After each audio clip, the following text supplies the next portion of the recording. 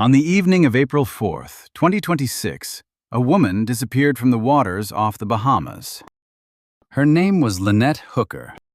She was 55 years old, an experienced sailor, and she was living her dream retirement on a sailboat. Her husband said she fell overboard during a violent storm and was swept away by powerful currents. He said the weather was so bad he couldn't save her. He said he drifted alone for 9 hours in the dark before washing up on shore. It was a heartbreaking story of a tragic accident at sea. But it wasn't true. Within days, investigators began to unravel his account. The weather that night wasn't stormy. The currents weren't strong. And witnesses heard something coming from their sailboat hours after Lynette supposedly vanished. Something loud. Something that sounded like a body hitting the water. What really happened to Lynette Hooker on that calm April evening? And why does every piece of evidence contradict the story her husband told? This is the mystery of the Soulmate, a 46-foot sailboat that became a floating crime scene. And the digital footprint left behind might finally expose the truth. Lynette Hooker grew up in Michigan, the kind of woman everyone in her small town knew and loved. She was a mother to her daughter Carly, a grandmother, and a woman who believed life was meant to be lived fully. In her 50s, Lynette made a decision that most people only dream about. She and her husband Brian decided to leave their conventional lives behind and live on a sailboat. They weren't wealthy. They weren't trust fund retirees sailing the world on endless money. They saved, they planned, and they worked toward this dream for years. In 2023, they found a boat in Texas. It was a 1980 Morgan 461, a 46-foot sloop that had seen better days. The boat had been used as a charter vessel in the Virgin Islands for decades. It was weathered, worn, and honestly, a bit of a mess. But Lynette and Brian saw potential. They bought it, moved onto it while it was still docked, and spent months fixing it up. Lynette documented everything on social media.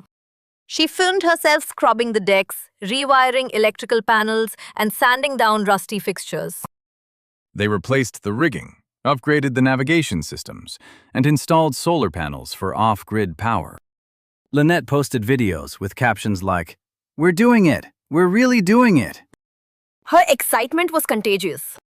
Friends and family watched as the couple transformed that old boat into something beautiful. They named it Soulmate. And in the spring of 2023, they set sail. They left Texas, navigated through the Gulf of Mexico, and made their way along the southern coast. They traveled through Louisiana, spent time in New Orleans, and eventually crossed into the Caribbean. For the next 2 years, they lived as liveaboards, meaning the boat wasn't just transportation. It was home. By early 2026, Lynette and Brian had settled into a routine in the Bahamas. They anchored primarily around the Abacos, a chain of islands in the northern Bahamas, known for crystal-clear water and tight-knit sailing communities. The lifestyle looked idyllic from the outside. Lynette posted photos of sunsets, beaches, and tropical drinks. She and Brian called themselves the Sailing Hookers, and they had built a small but loyal following online. People loved watching their journey. It looked like freedom. It looked like peace. But behind the photos, the reality was more complicated.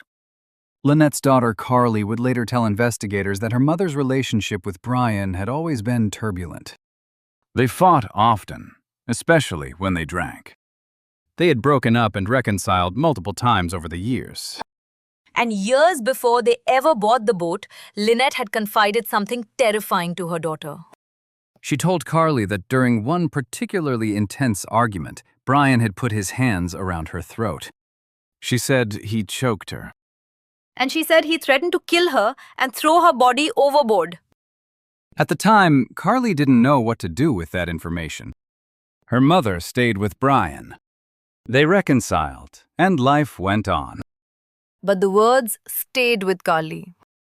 And now, years later, those words felt less like an angry threat and more like a warning. On the morning of April 4th, 2026, Lynette and Brian woke up on Soulmate, which was anchored in a small protected bay called Aunt Pat's. Aunt Pat's Bay sits just off Elbow Key, one of the outer islands in the Abacos. It's a popular spot for liverboat sailors. The water is calm, the anchorage is sheltered, and it's only a short dinghy ride to Hopetown, a charming village with restaurants and supplies. That morning, the couple climbed into their 8-foot inflatable dinghy and motored south to Tahiti Beach. Tahiti Beach is one of those places that belongs on a postcard. At low tide, a massive sandbar emerges from the ocean, and a barge floats up to serve drinks and snacks. It's a gathering spot for sailors, a place to swim, socialize, and soak up the sun. Lynette posted several photos from Tahiti Beach that afternoon. In the images, she's wearing a black 2-piece swimsuit, an aquamarine cover-up, and a blue bandana wrapped around her head. She's smiling.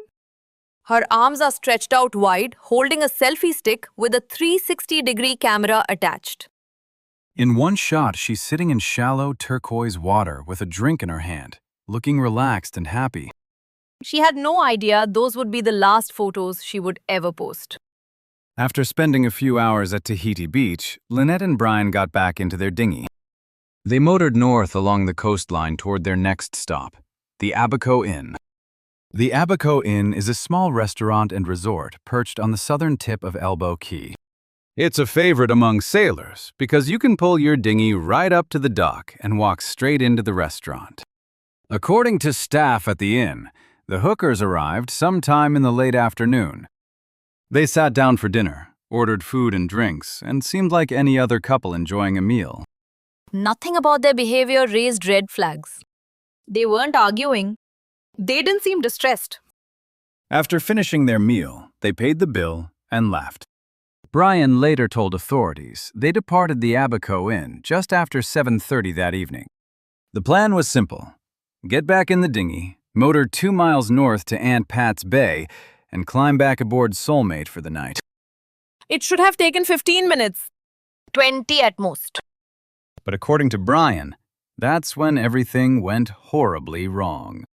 He claims that as soon as they left the sheltered harbor near the Abaco Inn, the weather turned violent. He described sudden high winds, choppy waves, and powerful currents that rocked their small inflatable dinghy. He said Lynette was sitting near the bow, holding the keys to the outboard motor. And then, he said, a wave hit them. Lynette fell overboard. The keys went with her, and the motor shut off instantly. Brian says he lunged toward her, but the wind and waves pushed them apart. He says he saw her swimming, trying to reach the sailboat anchored in the distance. But within seconds, she disappeared from view.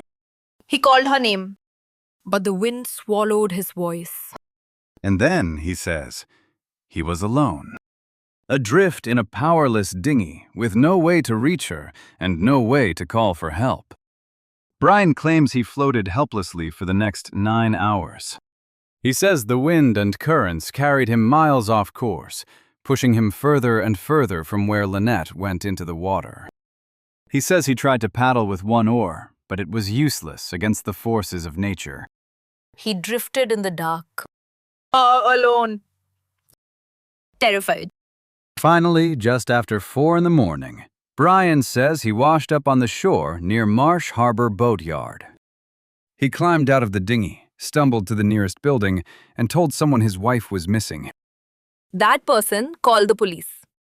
And the search for Lynette Hooker began. But within hours, investigators started noticing problems with Brian's story. Big problems. Let's start with the weather. Brian described the conditions that night as violent, stormy, and dangerous. He talked about high winds, rough seas, and powerful currents strong enough to sweep Lynette away. But official weather reports from that evening tell a completely different story. According to meteorological data, the winds that night were calm to moderate. Sustained speeds were around 15 knots, with occasional gusts up to 20. That's breezy, but it's not dangerous. It's certainly not storm conditions.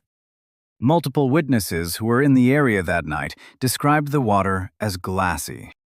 One sailor, who was anchored nearby, said it was one of the calmest evenings they'd had all week. And the area where Brian claimed the accident happened is shallow and sheltered. Even in rough weather, the impact of waves in that zone would be minimal. Photographs taken at the Abacos Inn that evening show Lynette wearing her lightweight cover-up and headscarf. In the images, the fabric is draped smoothly over her body. There's no sign of wind whipping it around. If the conditions had been as severe as Brian described, those items would have been flying. So why did Brian lie about the weather? That's the first crack in his story. But it's far from the only one. Next, let's talk about the route Brian says he took. He claims that after Lynette fell overboard, he drifted without power for 9 hours. He says the wind and currents carried him roughly 4 miles from the point of the accident to Marsh Harbor. 4 miles over 9 hours. That's an average speed of less than half a mile per hour. For that to happen naturally, there would need to be a consistent current flowing in the exact direction of Marsh Harbor. But there wasn't. Tidal data from that night shows the tide was going out, pulling water south. If Brian had truly been drifting without power, the current would have carried him away from Marsh Harbor, not toward it. Jim Todd, a retired member of the Hope Town Fire and Rescue Team, reviewed Brian's account and called it scientifically impossible. He pointed out that the water in that area is shallow, protected, and relatively still. There simply isn't a current strong enough to carry a dinghy 4 miles north against an outgoing tide. So how did Brian get to Marsh Harbor? He had to have had power. He had to have used the motor. Which means he lied about the keys going overboard with Lynette. And then there's the timeline itself. Brian says they left the Abacos Inn at 7:30. He says Lynette fell overboard almost immediately afterward. And he says he drifted for 9 hours before reaching shore at 4 in the morning. But there are massive gaps in that timeline. The Abacos Inn is less than 2 miles from Aunt Pat's Bay, where Soulmate was anchored. Even in a slow dinghy, that trip should take 15 to 20 minutes. So if they left the restaurant at 7:30, they should have been back at the boat by 7:45. But witnesses near Aunt Pat's Bay reported hearing something strange much later that night.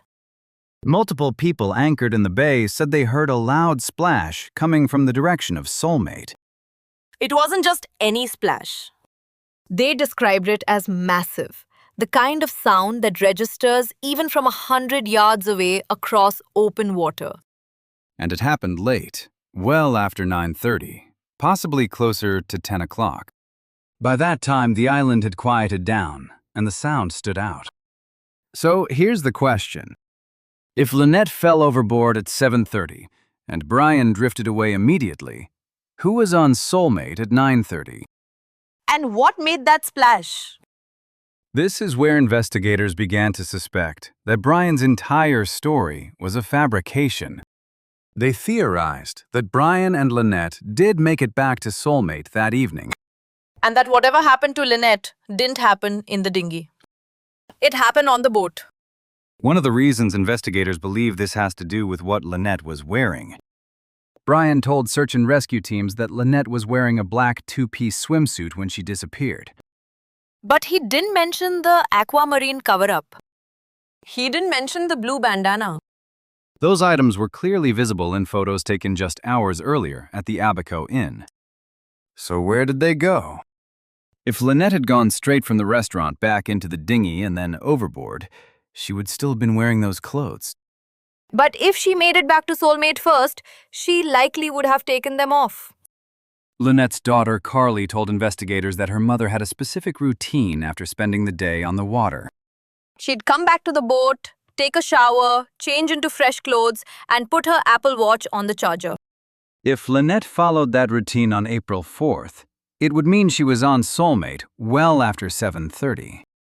And if her Apple Watch connected to the boat's Wi-Fi system, there would be a digital record of it. That record could prove Brian lied about the timeline. And it could place Lynette on the boat at the exact time witnesses heard that splash. Now let's talk about the technology on board Soulmate. Because this isn't just an old sailboat. This is a floating smart home. Brian had spent years upgrading and modernizing the boat's systems. He installed security cameras, upgraded the electrical systems, and filled the boat with connected devices. He was obsessed with apps and technology. He tracked everything: water levels, power usage, GPS routes, solar input. And every single one of those systems creates a digital trail. Let's start with the cameras. Multiple witnesses who had been on Soulmate confirmed that Brian had installed security cameras around the boat. That's not unusual for liveaboard sailors. When your home floats in open water, security is a legitimate concern. Pirates, thieves, and opportunistic criminals are real threats in some cruising areas. So many sailors install cameras to monitor their boats when they're away. Brian had cameras mounted on the mast, cameras in the pilot house, and at least one camera below deck. One of those cameras was part of a Blink security system. Blink is a popular brand of wireless home security cameras. Lynette accidentally captured one of those cameras in a screenshot she sent to her family just weeks before she disappeared. The Blink logo was visible in the corner of the image. Carly also remembered seeing a camera mounted near the front of the pilot house during her visit in February. She described it as being positioned under the bimini cover, a fabric canopy that provides shade over the cockpit. The camera was angled to capture the entire deck. If those cameras were still active on April 4th, they would have recorded everything that happened on Soulmate that night. Every movement, every sound, every person who came on board. Even if the cameras didn't have active cloud subscriptions, many modern security systems store footage locally. They save video files to SD cards or internal memory. Investigators have recovered usable footage from systems that weren't actively uploading to the cloud. It's happened in other cases. And it could happen here. But cameras aren't the only pieces of digital evidence on that boat. There's also the question of Lynette's Apple Watch. According to her daughter, Lynette wore her watch constantly throughout the day. But by evening, the battery would start to drain. It was an older model and it didn't hold a charge as well as it used to. So Lynette's routine was to take the watch off around dinner time and put it on the charger. If she made it back to Soulmate that night and followed her usual routine, the watch would have connected to her iPhone. And her iPhone would have connected to the boat's Starlink internet system. Starlink is a satellite-based internet service that's become extremely popular with liveaboard sailors. It provides reliable, high-speed internet, even in remote areas. But it also creates a detailed log of every device that connects to it. Every connection is time-stamped. Every data transfer is logged. If Lynette's Apple Watch or iPhone connected to Starlink after 7:45, it would prove she was on the boat. And if the connection happened after 9:30, it would place her on Soulmate at the exact time witnesses heard that splash. Then there's the electric motor on the dinghy. Brian claims that when Lynette fell overboard, she took the keys with her, and the motor shut off immediately. But modern electric outboard motors are equipped with something called telemetrics. Telemetrics are like a black box for boats. They record when the motor was turned on, how long it ran, where it traveled, and how fast it was moving. If the motor on Brian's dinghy had telemetrics, and most newer models do, investigators could pull that data. They could reconstruct his exact route. They'd be able to see if he really drifted for 9 hours, or if he was under power the entire time. And here's where it gets even more interesting. Lynette and Brian had a second electric motor on board Soulmate. It showed up in social media posts from months earlier. Liveaboard sailors almost always keep a backup motor because the dinghy is their lifeline to shore. Without a working motor, they're stranded. So the question is, where is that second motor now? If it's still on Soulmate, investigators will want to check its telemetrics. But if it's missing, that raises a much darker possibility. Did Brian swap the motors? Did he use the backup motor that night to travel under power, then put the old motor back on the dinghy to cover his tracks? If so, the data on that missing motor could be the smoking gun. There's also the question of the scuba gear. Just 2 days before Lynette disappeared, she posted on social media about refilling their scuba tanks. The post included a photo of her and Brian carrying the tanks into a dive shop. They were both experienced divers. They kept their gear on the boat and dove regularly. Each diver has their own tank and their own weight belt. The amount of weight you carry depends on your body size and the type of diving you're doing. Lynette's weight belt would have been significantly lighter than Brian's. If Lynette's scuba tank is still on board and it's full, that makes sense. They refilled it 2 days earlier, and there's no record of them diving after that. But if Brian's tank is empty or partially used, investigators are going to want to know why. What was he doing underwater without Lynette? And where is Lynette's weight belt? A dive weight belt is one of the heaviest, most compact objects you can attach to a human body. If someone wanted to ensure a body sank and stayed submerged, a weight belt would be the most effective tool. If Lynette's weight belt is missing from the boat, the implication is horrifying. Let's go back to that splash. Multiple witnesses anchored near Aunt Pat's Bay that night reported hearing a loud noise coming from the direction of Soulmate. They described it as massive. Not a person jumping into the water for a swim. Not something small falling off a boat. This was a big, heavy splash that registered across open water. And it happened late, after 9:30, when most of the activity in the anchorage had quieted down. By that time, according to Brian's story, he was miles away, drifting alone in the dark. So who was on Soulmate? And what went into the water? The timing of that splash lines up almost perfectly with the theory that Lynette made it back to the boat. If she showered, changed clothes, and charged her watch, she would have been on board between 8 and 9:30. And if something happened to her during that window, the splash could have been the moment her body entered the water. On April 8th, 4 days after Lynette disappeared, Bahamian police took Brian Hooker into custody. He wasn't formally charged with a crime, but he was detained for questioning.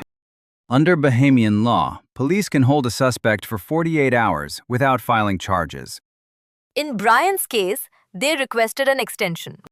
He was held for 5 days total.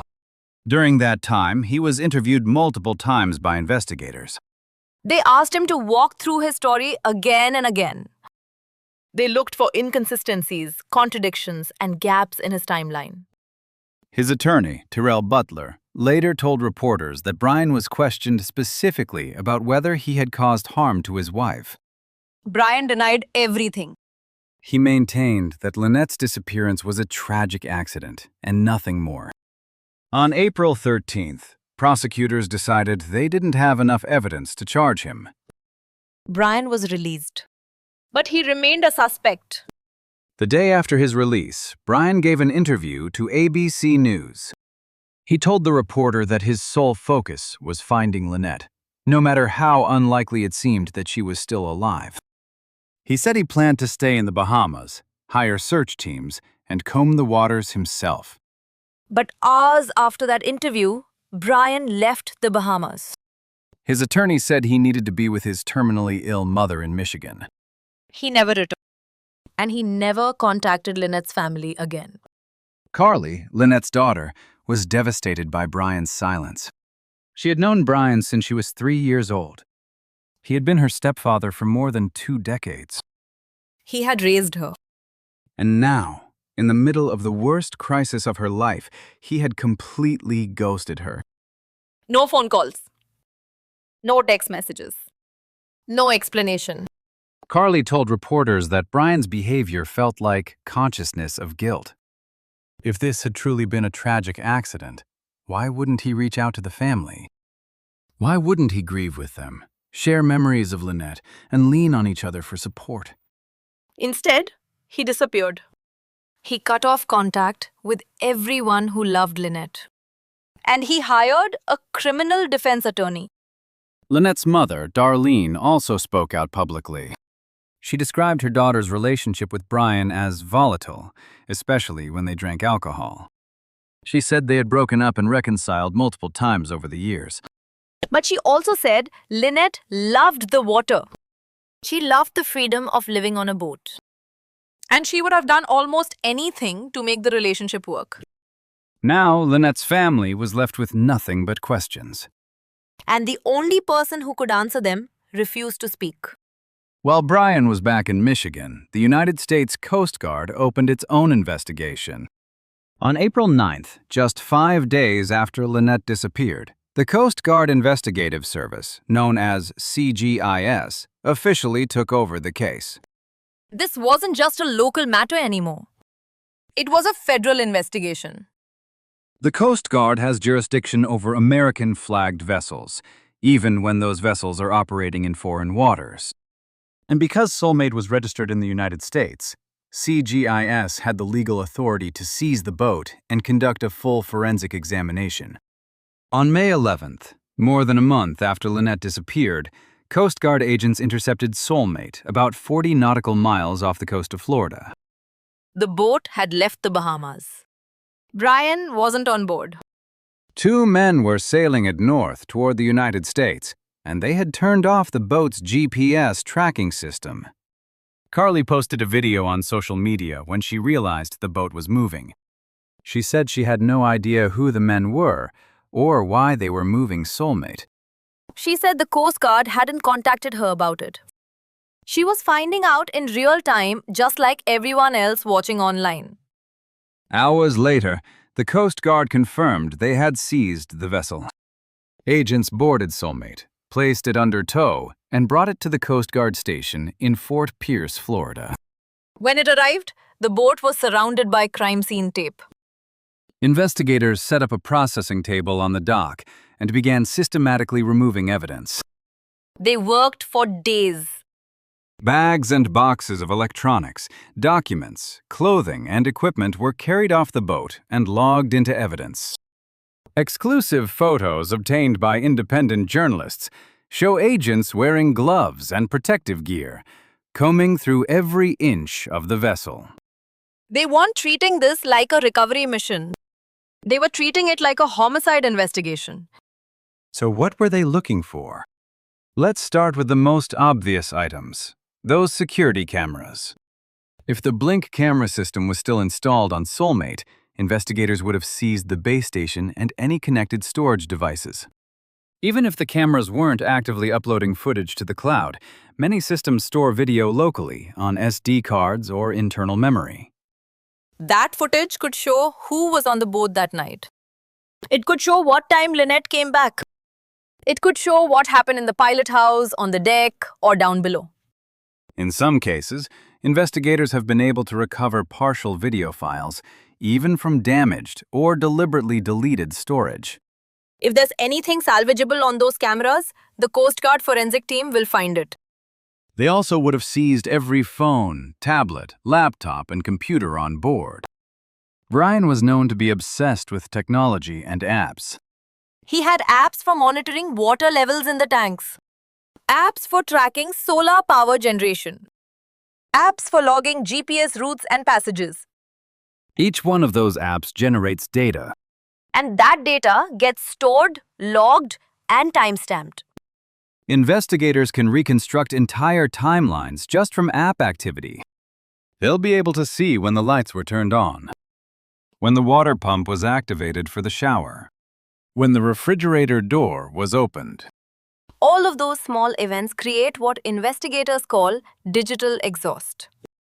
And digital exhaust is nearly impossible to erase completely. Then there's the boat's electrical system. Soulmate had been struck by lightning sometime in the previous year. The strike had damaged several components, and Brian replaced most of the batteries as part of the repair. Newer marine batteries have built-in monitoring systems. They log every charge and discharge cycle, every power draw, and every voltage spike. If someone turned on the shower, the water pump would draw power, and the system would log it.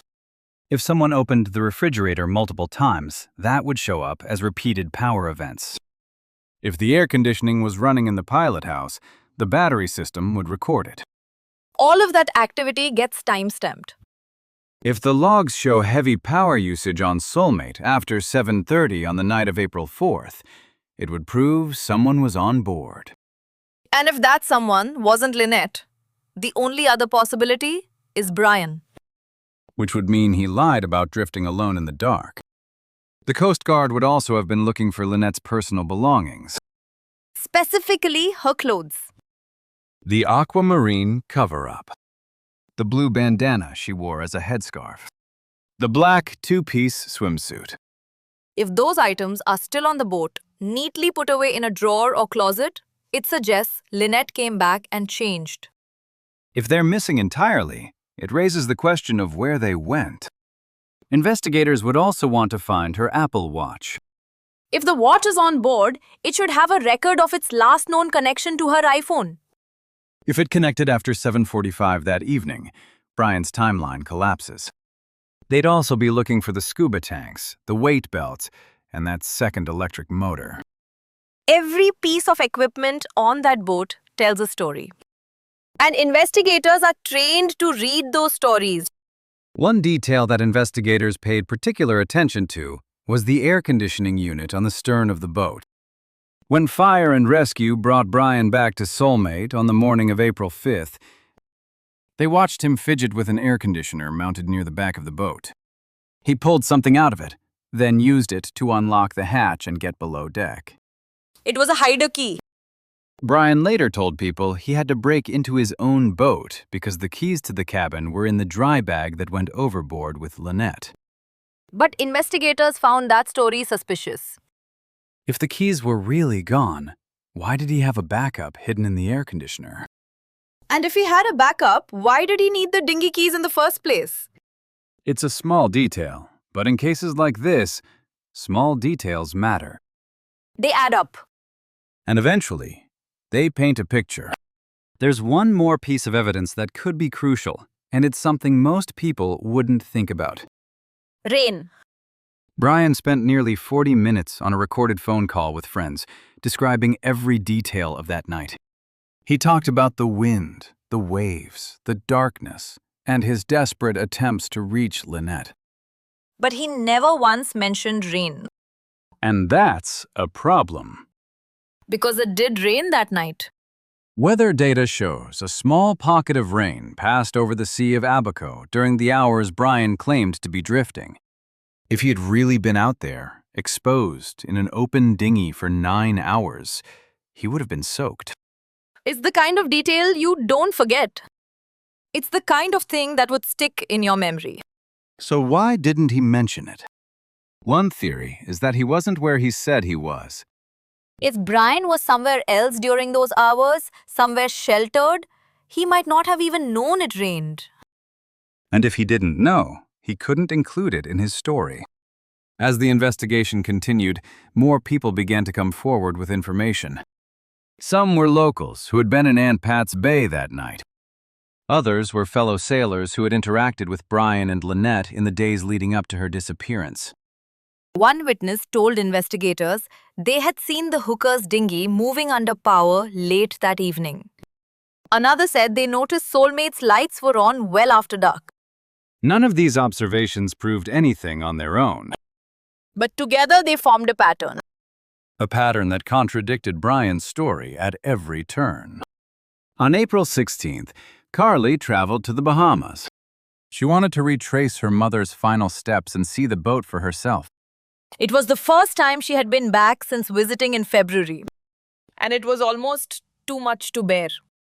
In an interview with a news outlet, Carly described sitting on the deck of Soulmate and talking to her mother as if she were still there. She retrieved a few of her mother's belongings, including a necklace that Lynette used to wear. She put it on and hasn't taken it off since. Carly also spent time talking to locals, asking if anyone had seen or heard anything unusual that night. She retraced the route from the Abaco Inn to Aunt Pat's Bay. She wanted to understand how long the trip should have taken. She wanted to see for herself whether Brian's timeline made sense. It didn't.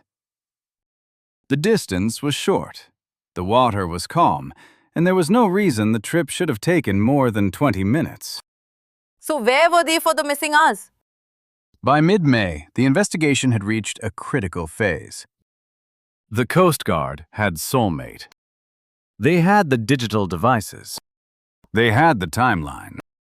And they had a growing pile of evidence that suggested Brian Hooker's story was a fabrication. But they didn't have Lynette.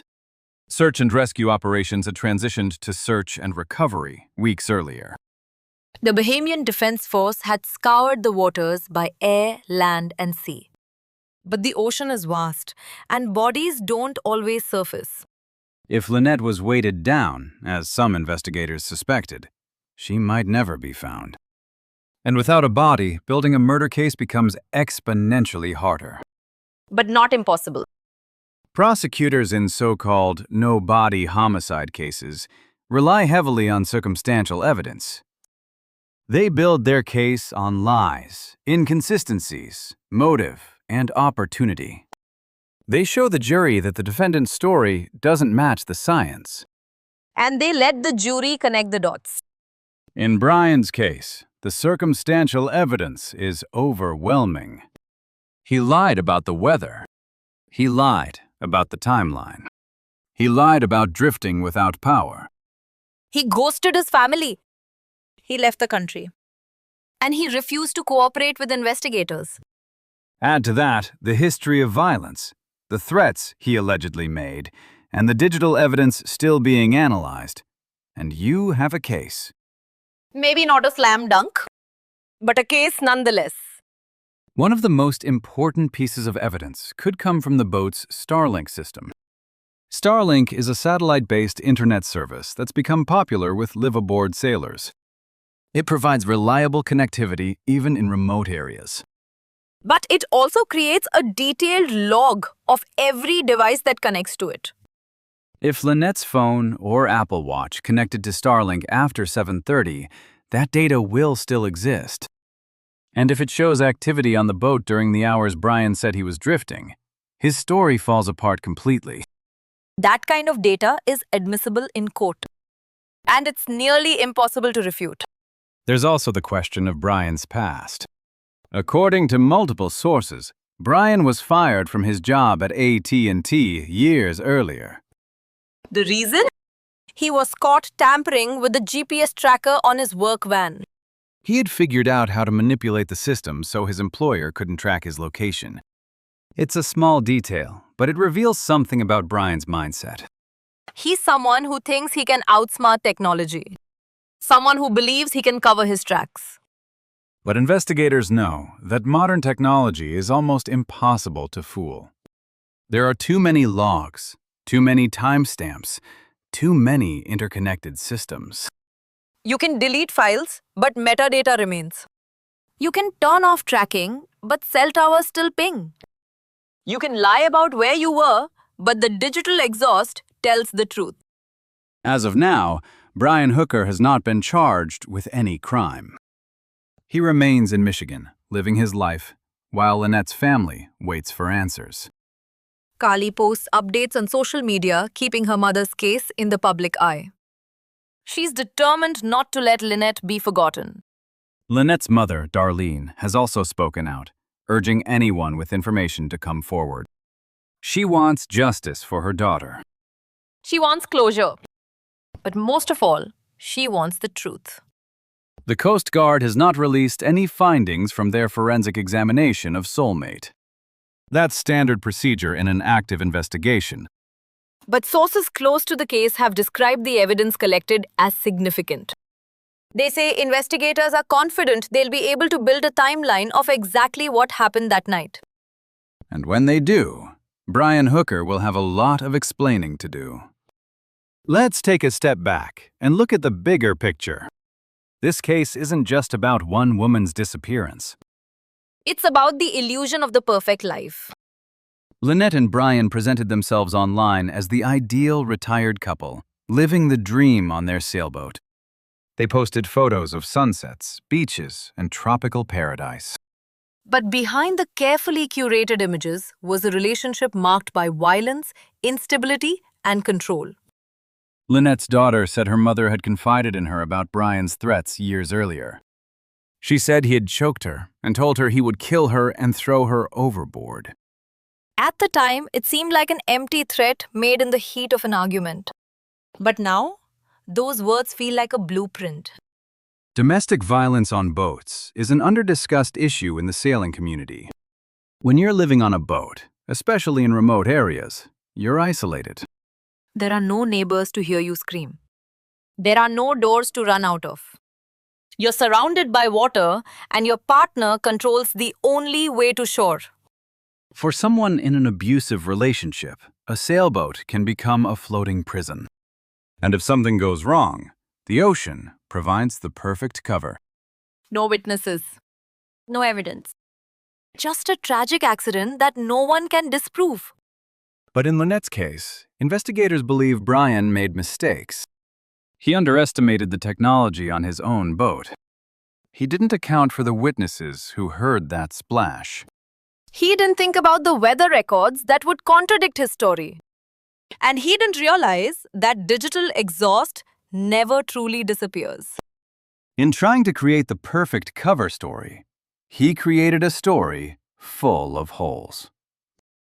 And now, those holes are being examined under a microscope. There's a term in criminal psychology called consciousness of guilt. It refers to behavior that suggests a person knows they've done something wrong and is trying to hide it. Fleeing the scene.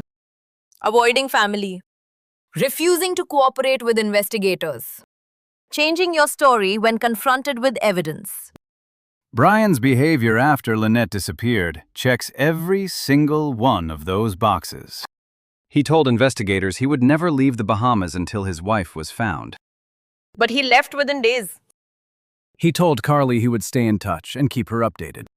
But he ghosted her completely. He told reporters he was focused on the search.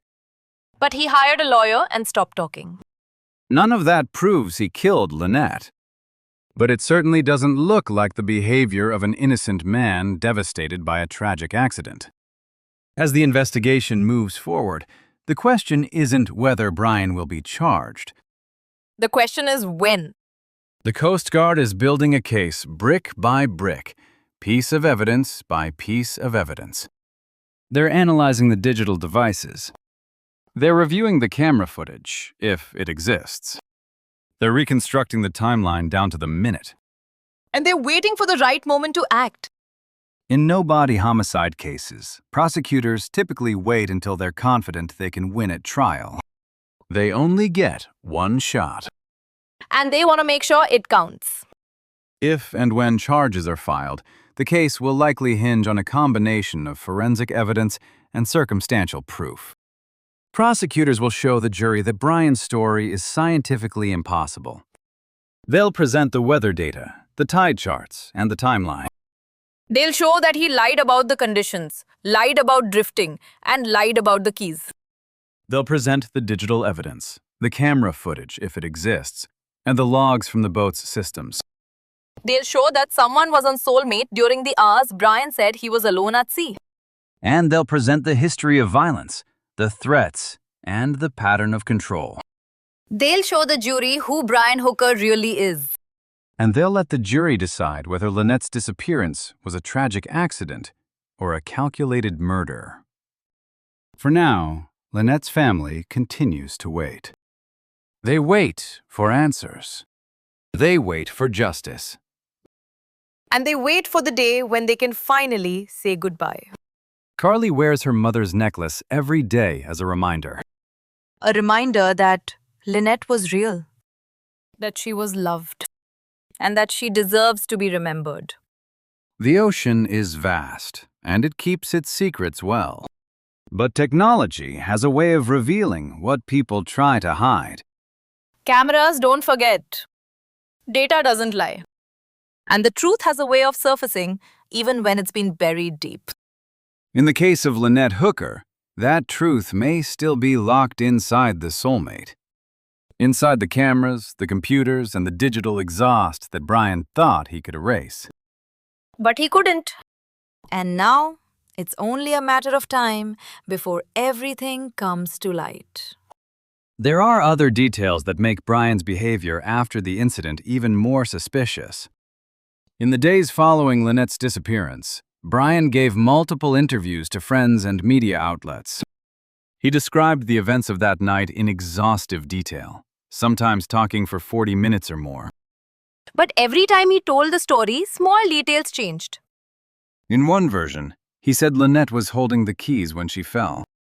In another, he said the keys were in her pocket.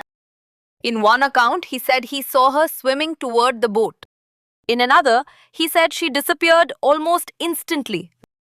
These inconsistencies might seem minor, but they're red flags for investigators.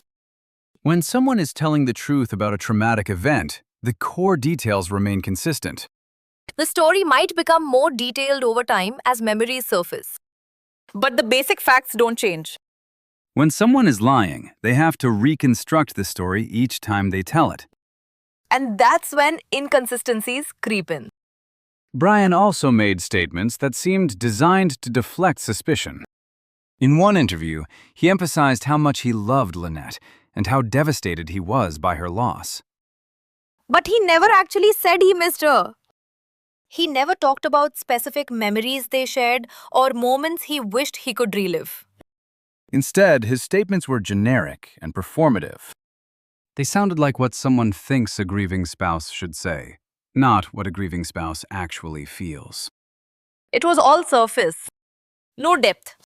Behavioral analysts who reviewed his interviews noted that Brian frequently used distancing language. He referred to Lynette as my wife rather than by her name. He talked about the incident in passive voice, saying things like, she fell rather than, I couldn't save her. These are subtle linguistic tells that suggest emotional detachment. They are common in cases where someone is trying to separate themselves from responsibility. Another suspicious detail involves Brian's actions immediately after Lynette disappeared. According to his own account, he drifted for 9 hours in the dark, terrified and alone. He said he didn't know if he would survive. He said he thought he might die out there. But when he finally washed up on shore at 4 in the morning, he didn't immediately call for help. He walked to a building, found someone, and calmly told them his wife was missing. No panic. No urgency. The person he spoke to later told investigators that Brian seemed strangely composed for someone who had just been through such a traumatic experience. He wasn't frantic. He wasn't crying. He was just matter of fact. And when the police arrived, Brian didn't insist on going back out to search for Lynette. He didn't beg them to send boats immediately. He just answered their questions and went along with whatever they suggested. For someone who claimed to be desperate to find his wife, his behavior was oddly passive. There's also the matter of Brian's relationship with Lynette's family after the incident. As we mentioned earlier, he cut off all contact with Carly and Darlene after leaving the Bahamas. But before he left, his interactions with them were cold and distant. Carly later said that when Brian first told her what happened, his tone was flat. He didn't cry. He didn't apologize for not being able to save her mother. He just recited the facts like he was reading from a script. And when Carly asked questions about the details, Brian became defensive. He told her she wouldn't understand because she wasn't there. He made her feel like she was accusing him of something just by asking for clarification. That kind of defensiveness is another red flag. Innocent people who've experienced trauma are usually willing to talk through the details, even if it's painful. They want people to understand what happened. They want help making sense of it. But people who are hiding something become guarded when questioned. They shut down. They deflect. They make the questioner feel guilty for asking. And that's exactly what Brian did. Let's talk about the phone call Brian made to his friends Marnie and Blaine Stevenson. This call happened on April 7th, 3 days after Lynette disappeared, while search efforts were still ongoing. Brian called the Stevensons and talked for nearly 40 minutes, walking them through every detail of what allegedly happened. The Stevensons were so overwhelmed by the amount of information Brian was sharing that they started recording the call. They wanted to make sure they captured everything in case it was important later. And it was. In that recording, Brian describes the events of April 4th with an almost obsessive level of detail. He talks about the wind direction, the wave patterns, the exact position of the boat. But as the conversation goes on, something strange happens. Brian starts adding details that weren't in his original account to police. He mentions things that seem designed to make his story more believable. But instead, they make it less believable. For example, Brian tells the Stevensons that he tried to use his cell phone to call for help, but it was dead. But he never mentioned that to investigators. He also says he attempted to signal passing boats with his arms, but no one saw him. Again, this wasn't in his initial statement. These additions suggest that Brian was workshopping his story, trying to anticipate questions and fill in gaps. But the more details you add to a lie, the more opportunities you create for contradictions. And that's exactly what happened. Later in the call, Brian describes the route he took after Lynette fell overboard. He says he drifted northwest, pushed by the wind and current. But meteorological data and tidal charts show that the wind and current that night would have pushed him south, not northwest. When the Stevensons later shared the recording with investigators, this discrepancy became another piece of evidence against Brian's version of events. Forensic analysis of the recording also revealed something interesting about Brian's emotional state during the call. Voice stress analysis, a technique that examines microtremors in a person's voice, can sometimes indicate when someone is experiencing high levels of stress or anxiety. In Brian's case, the analysis showed elevated stress during certain parts of the conversation. Specifically, when he was talking about the moment Lynette fell overboard. That might seem normal. You'd expect someone to be stressed when recounting a traumatic event. But the pattern of stress in Brian's voice didn't match what you'd typically see in someone reliving a genuine trauma. Instead, it looked more like the stress pattern of someone trying to remember details of a fabricated story. The stress peaked when he was adding new details or when the Stevensons asked clarifying questions. It's not definitive proof of lying, but it's another data point that doesn't support his innocence. Now let's talk about the maps Brian created and shared with friends and boaters in the days after Lynette disappeared. Brian took screenshots from a navigation app called Navionics and annotated them with arrows and labels. He marked the route he claimed to have taken, the point where Lynette allegedly fell overboard, and where he eventually washed ashore. These maps were meant to help people understand what happened and aid in the search. But when investigators analyzed the maps, they found problems. The route Brian drew showed him drifting in a direction that was physically impossible given the wind, current, and tidal conditions that night. It was as if he drew a line from point A to point B without considering the environmental forces that would have actually moved the dinghy. Marine experts who reviewed the maps said the route made no sense. If Brian had truly drifted as he described, he would have ended up miles south of Marsh Harbor, not directly at it. The fact that he arrived exactly where he needed to be suggests he wasn't drifting at all. He was steering. There's also the question of how Brian was able to create such detailed maps so soon after the incident. He would have needed access to his phone or tablet, which presumably would have been wet and damaged after 9 hours in an open dinghy. But Brian never mentioned his electronics getting wet. He never talked about having to dry them out or replace them. It's possible he had them in a waterproof case, but that raises another question. If he had a waterproof case for his electronics, why didn't he use his phone to call for help during those 9 hours? Brian's explanation was that his phone was dead. But if it was charging on the boat earlier that day, it should have had at least some battery life. And if it was truly dead, how did he create those detailed maps just hours after being rescued? The timeline doesn't add up. All of these inconsistencies, taken together, paint a picture of someone who was not being truthful. But they also paint a picture of someone who thought he could talk his way out of suspicion. Brian seemed to believe that if he provided enough detail, if he answered every question, if he appeared cooperative, people would believe him. But investigators know that guilty people often over-explain. They provide too much information, anticipate questions that haven't been asked, and try to control the narrative. Innocent people, by contrast, tend to be more straightforward. They answer the questions they're asked. They don't try to preemptively justify their actions. Brian's behavior fit the pattern of someone with something to hide. There's one more aspect of this case that's worth examining, and that's the role of social media. Lynette and Brian had built their online presence around their sailing lifestyle. They documented everything: repairs, passages, meals, sunsets, adventures. And they shared it all with their followers. But after Lynette disappeared, Brian's social media activity became a subject of scrutiny. In the days immediately following the incident, Brian posted a statement on their joint account. He described Lynette's disappearance as a tragic accident and asked for prayers and support. The post was carefully worded, almost formal. It didn't sound like someone pouring out their grief in the immediate aftermath of losing their spouse. It sounded like a press release. And within days of posting it, Brian shut down the account entirely. He deleted years of photos, videos, and memories.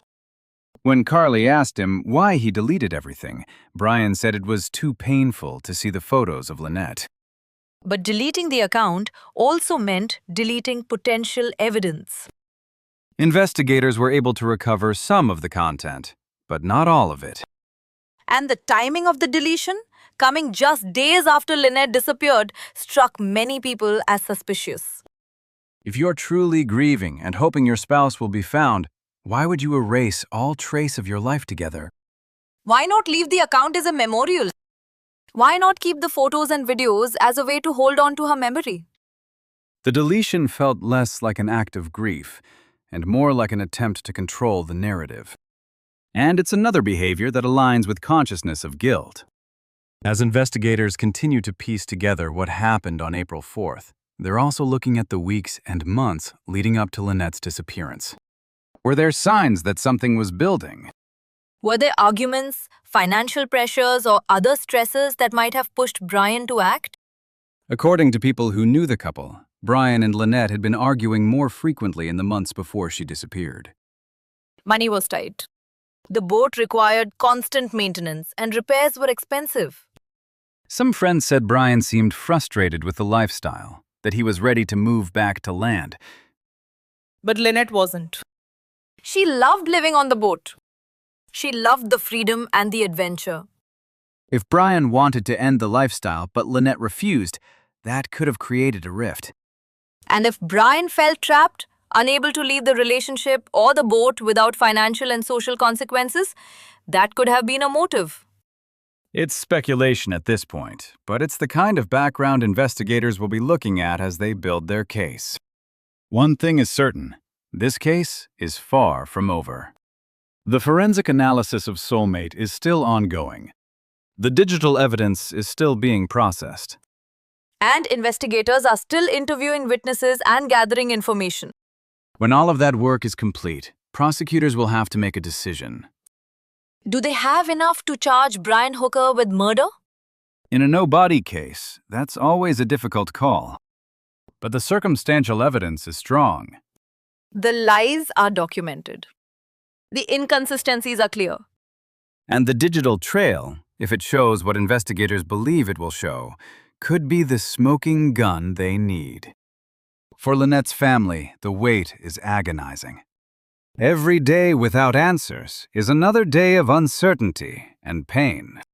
But they're not giving up. Carly continues to advocate for her mother, keeping her story in the public eye. She's working with victim advocates and pushing for a thorough investigation. She's making sure Lynette's voice isn't forgotten.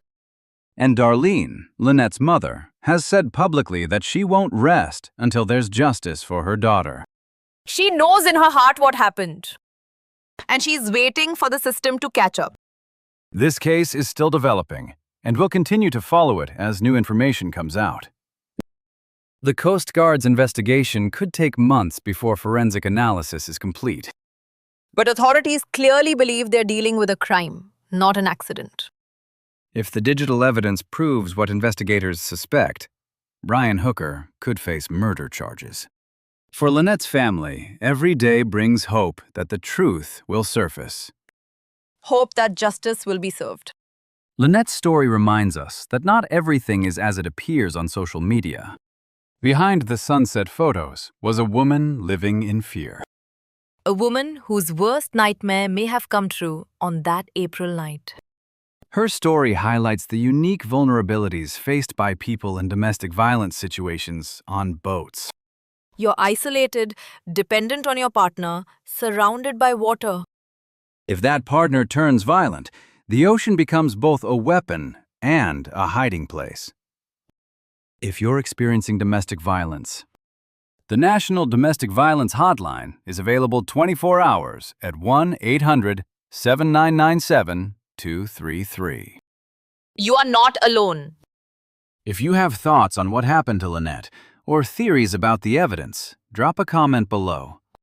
We read every single one, and your insights genuinely help shape how we approach future deep dives into cases like this. We read every single one, and your insights help shape how we approach these cases. If you want to see more deep dives like this, hit that like button and subscribe to the channel. We cover cases like this every week, and we're committed to giving victims a voice and keeping their stories alive. Lynette Hooker deserved better. She deserved to live out her retirement in peace. She deserved to watch her grandchildren grow up. Instead, her life was cut short on a calm April night in the Bahamas. And the only person who knows exactly what happened isn't talking. But the evidence is. And soon, the whole world will hear what it has to say.